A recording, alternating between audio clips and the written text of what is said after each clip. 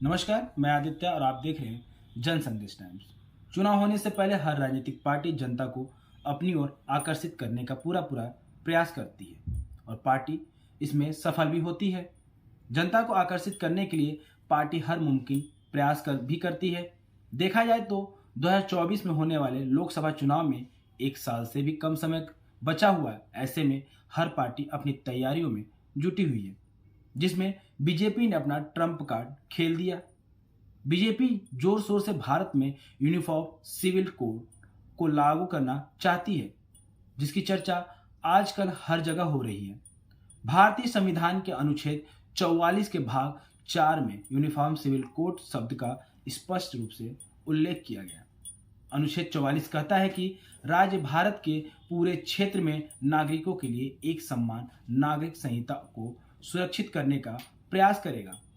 यह कोड अर्थात uniform civil code विवाह, तलाक, रखरखाव, विरासत, गोद लेने और उत्तराधिकार जैसे क्षेत्रों को कवर करते हैं। यह कोड इस बात पर आधारित है कि आधुनिक सभ्यता में धर्म और कानून के बीच कोई संबंध नहीं है। अब आप ये भी समझ लीजिए कि यूनिफॉर्म सिविल कोड होता क्या है, जिसको बीजेपी भारत में लागू करने को कह रही है। कोड का मतलब होता है ढेर सारे कानूनों का एक समूह। जैसे अपराध से जुड़े सारे कानूनों को भारतीय दंड संहिता में इकट्ठा किया गया है, जिसे हम आईपीसी कहते हैं। यूसीसी का मतलब होता है पूरे देश में रहने वाले सभी लोगों के लिए एक समान कानून, फिर वो चाहे किसी भी धर्म, जाति, समुदाय के ही क्यों ना हो, कोई भी भाषा बोलते हो, किसी क्षेत्र में रहते हो, सबके लिए एक तरह का कानून होगा। समान नागरिक संहिता का पालन कई देशों में होता है। इन देशों में पाकिस्तान, बांग्लादेश, मलेशिया, तुर्की, इंडोनेशिया, सूडान, मिस्र, अमेरिका, आयरलैंड आदि सम्मिलित हैं।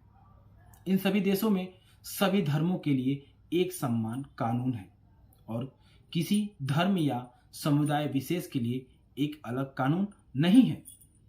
बीजेपी ने जैसे ही इसको भारत में लागू करने की बात कही, वैसे ही विपक्ष के बयान आने शुरू हो गए।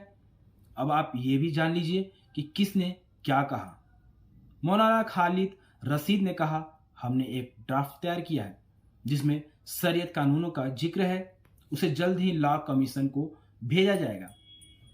हम लॉ कमीशन के सामने अपना पक्ष प्रभावी ढंग से रखेंगे।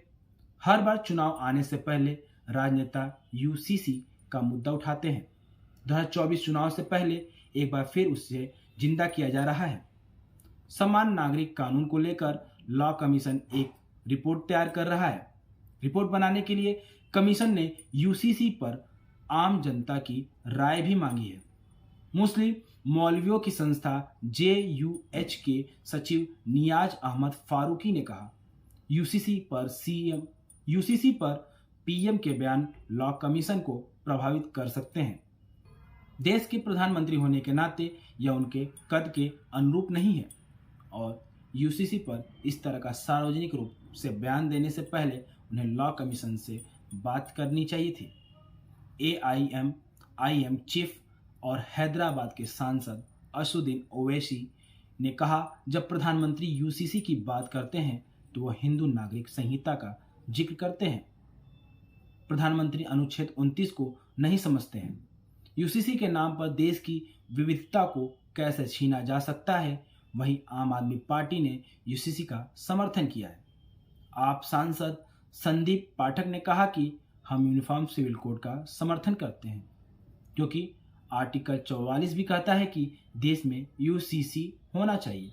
हालांकि इसके लिए सभी धर्मों के राजनीतिक पार्टियों और संगठनों के लोगों से सलाह मशविरा कर आम सहमति बनाई जानी चाहिए।